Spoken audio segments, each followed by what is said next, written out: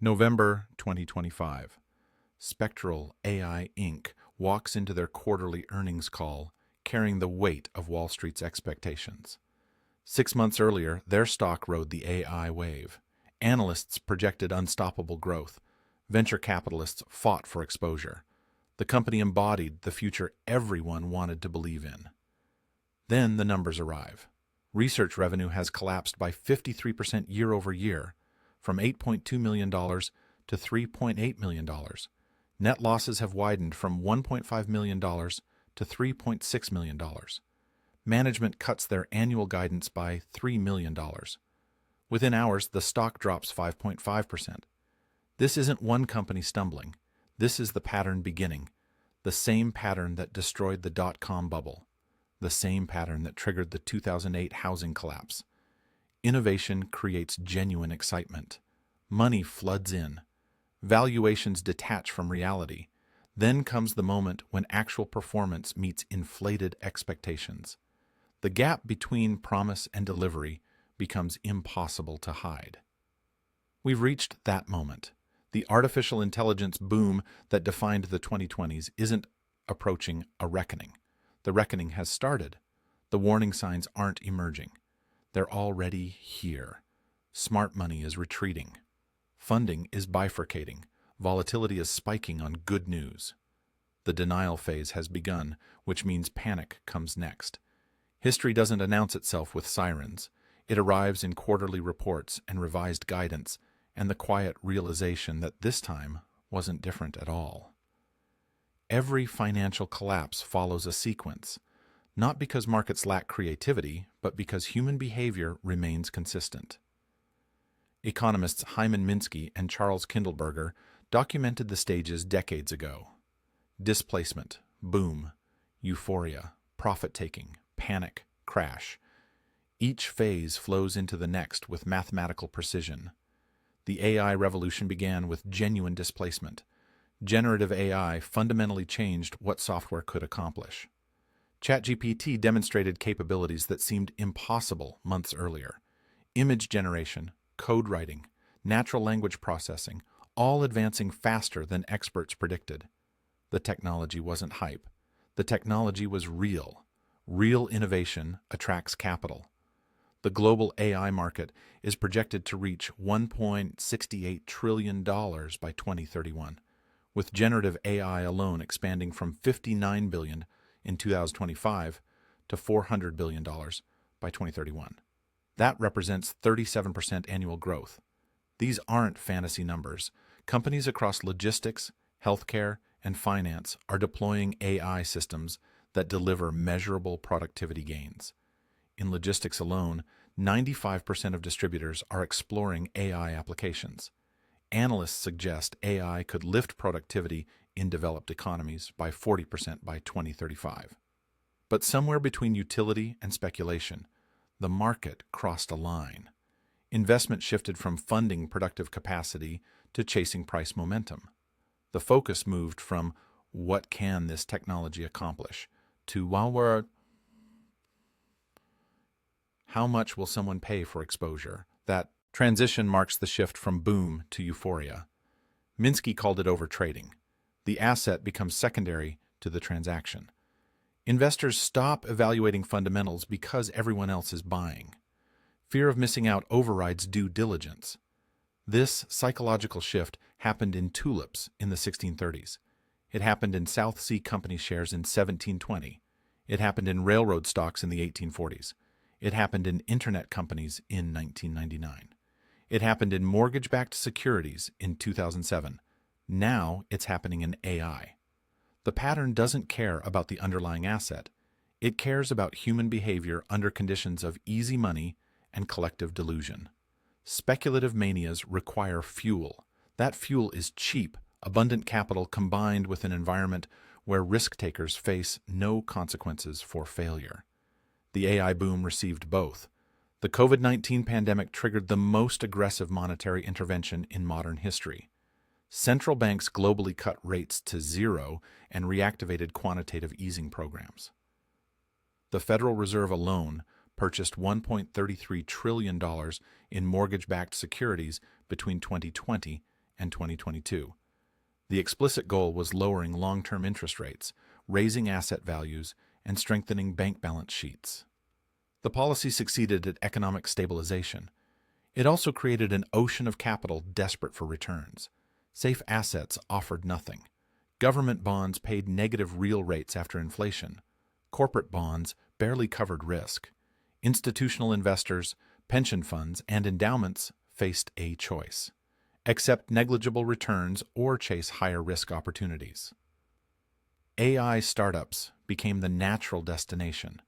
They promised exponential growth in an environment where traditional investments offered low, single-digit returns. Venture capital firms couldn't afford not to participate. Missing the next Google or Amazon would be career-ending. So they piled in, driving valuations to levels disconnected from current revenue. This creates moral hazard. The term originated in insurance, describing situations where protection from consequences encourages reckless behavior. In finance, moral hazard means investors make high-risk bets knowing they won't bear the full cost of failure. The 2008 housing crisis demonstrated this perfectly.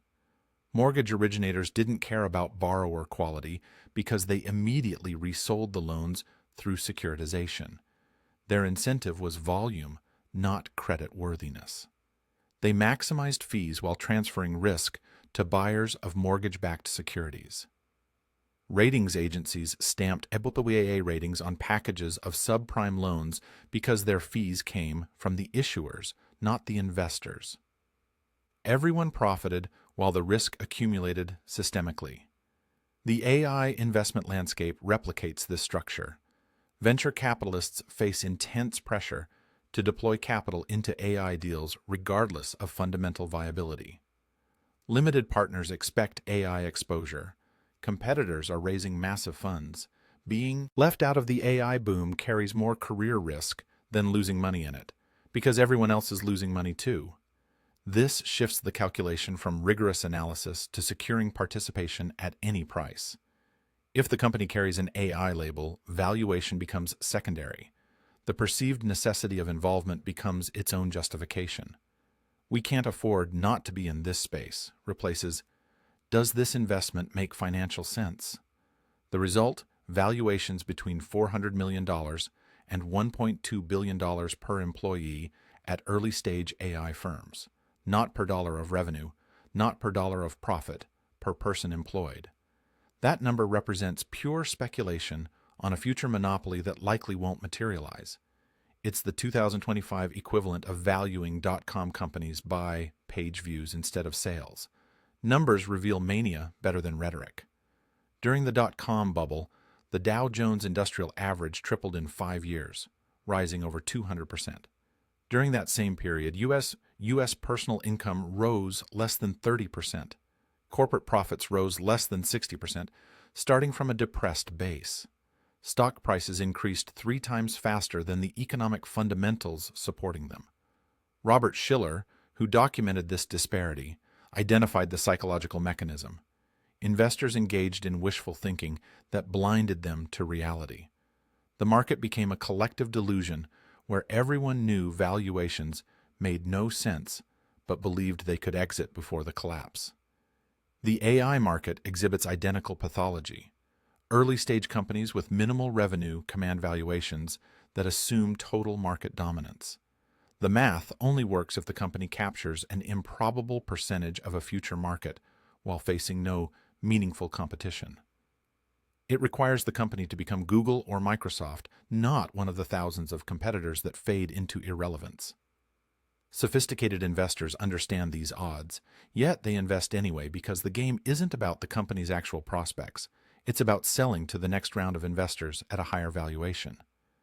This works until it doesn't. The music stops when companies must demonstrate actual financial performance instead of promises. Todd Sisitsky, president of TPG, warned publicly about investor exuberance. His concern centered on precisely this valuation disconnect. When companies are worth $1 billion per employee, the entire structure rests on fantasy. There's no mathematical path from current operations to valuations that justify these prices. This isn't complexity. This is arithmetic.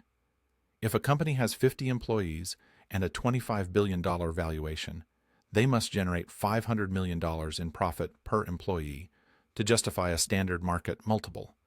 No company in history has achieved that at scale.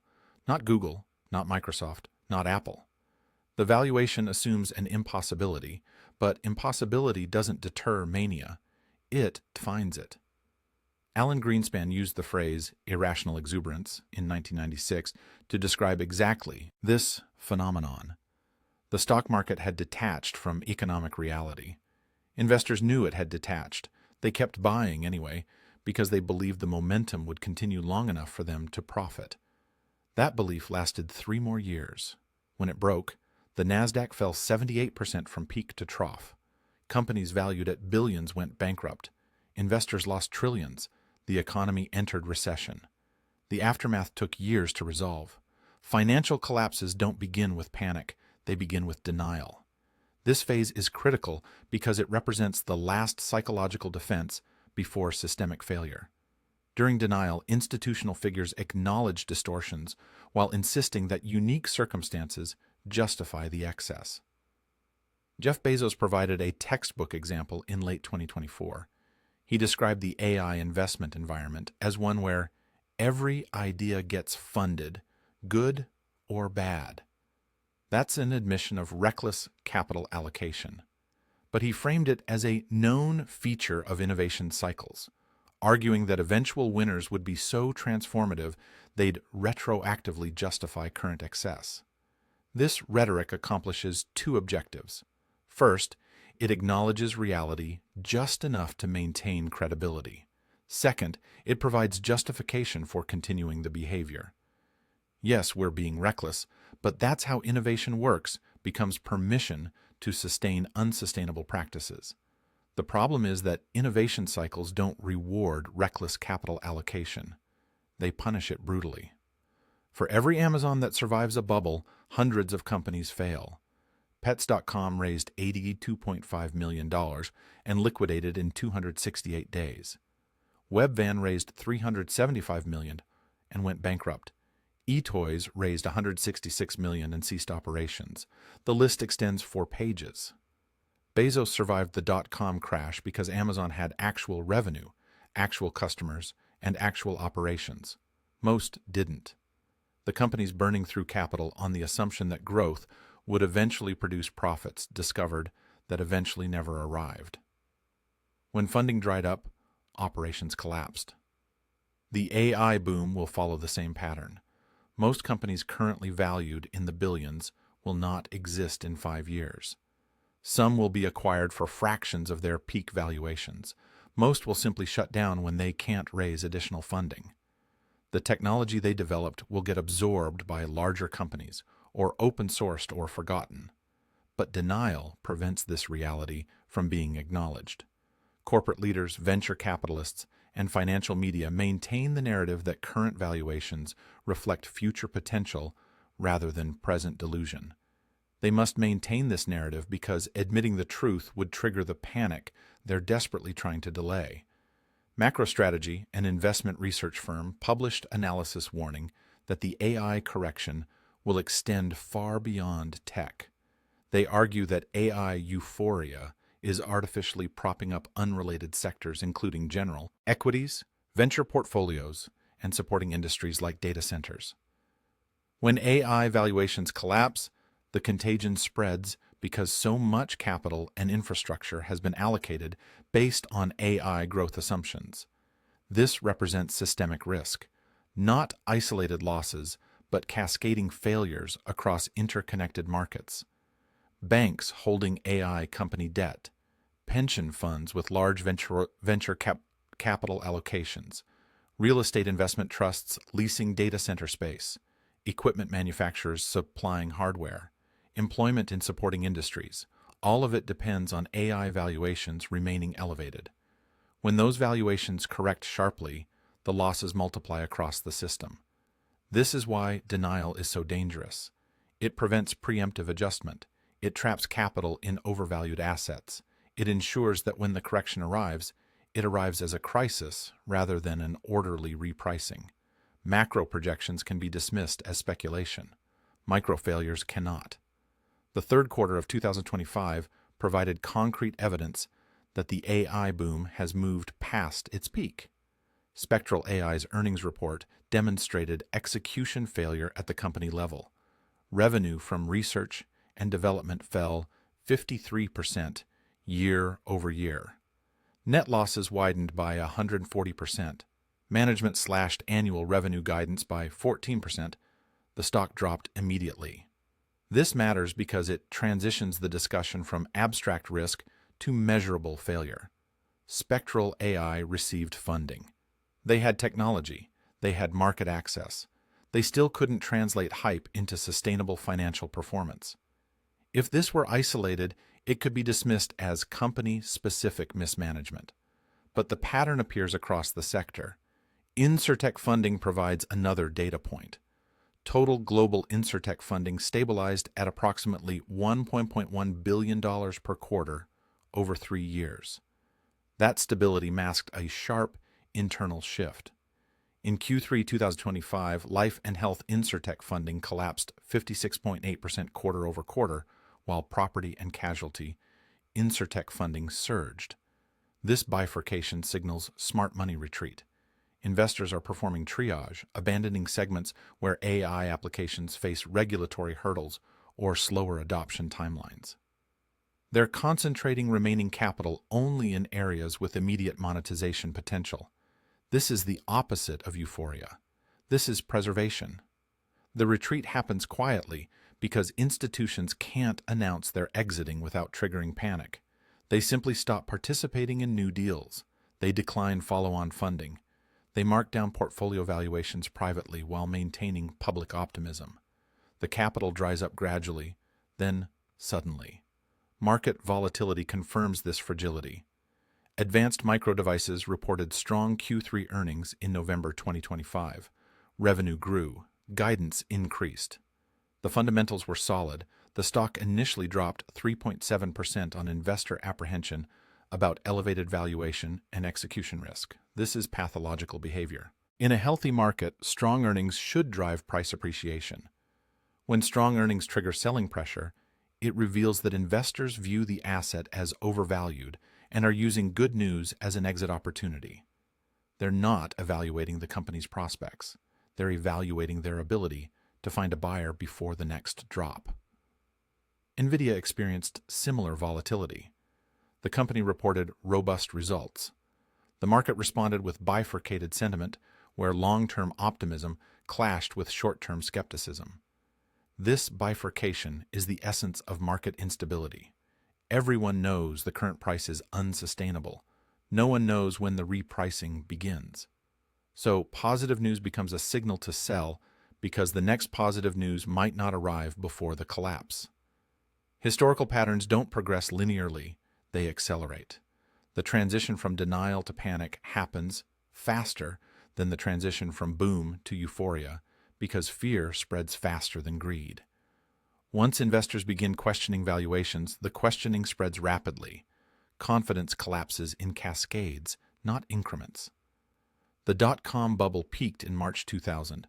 The Nasdaq declined 78% over the next 30 months. But the decline wasn't smooth. It came in waves of panic, selling interrupted by brief rallies that convinced investors the worst had passed. Each rally failed. Each failure intensified the next wave of selling. The 2008 housing crisis followed the same pattern. Bear Stearns collapsed in March 2008. Markets rallied in the summer. Then Lehman Brothers failed in September, triggering the most severe phase of the crisis. The acceleration from contained problem to systemic collapse took 6 months. The AI boom is now in the denial phase, where problems are acknowledged but dismissed as manageable. Jeff Bezos admits every idea gets funded. Todd Sisitsky warns about valuation excess. MacroStrategy projects contagion beyond tech. But these warnings are paired with reassurances that the eventual winners will justify the current chaos. They won't. The math doesn't work.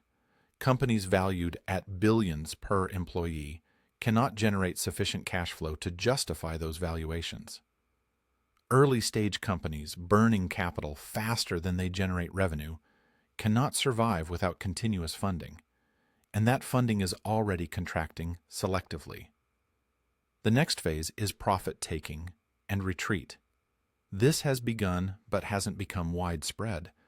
When major institutional investors start announcing portfolio reductions, or when large AI companies miss earnings projections dramatically, the retreat accelerates. Each visible failure increases risk perception. Each increase in risk perception triggers more capital withdrawal. The feedback loop builds. Then comes panic. This is when everyone realizes simultaneously that valuations were never justified and tries to exit at once. Buyers vanish, prices collapse. Companies that could have raised funding at inflated valuations 6 months earlier now can't raise funding at any valuation. Operations shut down, layoffs spread. The supporting industries, data centers, chip manufacturers, infrastructure providers, face demand collapse. The timeline from panic to crash is measured in weeks, not months. Once systemic doubt takes hold, markets don't decline gradually. They gap down. Trading halts become routine. Margin calls force liquidations that drive prices lower, triggering more margin calls. The cycle feeds itself until prices fall far enough that fundamental investors see value and step in to stabilize. The AI boom isn't unique. It's the latest iteration of a pattern that has repeated across centuries. The underlying asset changes. The human behavior doesn't. Cheap money creates opportunity. Innovation creates excitement. Excitement becomes speculation. Speculation becomes mania. Mania breeds denial. Denial precedes panic. Panic triggers collapse. We are between denial and panic. The evidence isn't ambiguous. Spectral AI's revenue collapse. Insurtech funding bifurcation. Volatility on positive earnings, smart money retreating while corporate leaders rationalize excess. These are the signs that appear when a bubble begins deflating. The question isn't whether the AI boom will collapse. The question is when the panic phase begins and how severe the consequences become. History suggests the panic arrives faster than anyone expects and spreads further than anyone anticipates. The 2008 crisis demonstrated how interconnected systems amplify failure. Housing prices declined. Mortgage defaults increased. Mortgage-backed securities lost value. Banks holding those securities faced capital shortfalls. Credit markets froze. The entire financial system seized. What began as subprime mortgage defaults became a global economic crisis requiring trillions in government intervention. The AI boom has similar systemic exposure. Venture capital portfolios are heavily concentrated in AI investments. Banks have extended credit to AI companies. Real estate investment trusts have leased massive data center space. Equipment manufacturers have ramped production for AI hardware. Employment has surged in supporting industries. Pension funds have increased venture allocations. All of it assumes AI valuations remain elevated. When those valuations correct sharply, the losses cascade. Venture funds mark down portfolios, forcing them to report losses to limited partners. Banks face loan defaults. Data centers sit empty. Equipment orders get canceled. Layoffs spread. Pension funds face shortfalls. The correction moves beyond AI into the broader economy. This is why denial is so dangerous. It prevents preemptive adjustment. Companies that could reduce burn rates delay cutting expenses. Investors who could take profits wait for higher prices. Lenders who could tighten standards continue extending credit. Everyone waits for someone else to acknowledge heat. Reality first. By the time reality becomes undeniable, it's too late for orderly repricing. The market doesn't adjust. It collapses. Prices don't decline to fair value. They overcorrect past it because panic eliminates nuance. Everything AI-related becomes toxic regardless of actual business quality. The aftermath takes years to resolve. Capital allocation shifts away from the sector. Companies that might have grown with patient capital can't access funding. Innovation slows because investors associate the sector with losses. Regulation increases because failures demand political response. The entire sector enters a winter that lasts until the losses are forgotten and the cycle can begin again. Robert Shiller warned that inflated asset prices lead society to invest too heavily in questionable ventures while investing too little in essential infrastructure, education, and retirement security. The AI boom has directed trillions toward speculative startups while critical needs go underfunded. Pension systems remain undercapitalized. Infrastructure crumbles. Education costs rise faster than inflation. Resources flow toward the fantasy of effortless technological wealth instead of the reality of sustainable productivity. When the AI bubble bursts, those misallocations become visible. The companies fail. The buildings sit empty. The equipment depreciates. And the essential investments that were deferred remain deferred because the capital evaporated chasing impossible returns. The pattern has begun. The cracks are visible. The denial phase is underway. History repeats because we choose not to learn from it. We convince ourselves that this time is different, that our technology is revolutionary enough to justify any valuation, that the old rules of finance no longer apply. They apply. They always apply. The math hasn't changed. The psychology hasn't changed. The pattern hasn't changed. Only the names of the companies and the specific technology being overhyped. Everything else follows the same sequence it followed in 1720, 1840, 1929, 1999, 2008. The AI boom is cracking. The pattern has begun. The only question remaining is whether we acknowledge it before panic arrives or wait for panic to force acknowledgement. History suggests we'll wait. We always wait. And that choice transforms what could be a manageable correction into a systemic crisis that spreads far beyond the technology sector into the broader economy. The pattern completes itself regardless of whether we recognize it. Recognition merely determines whether we experience an orderly repricing or a catastrophic collapse.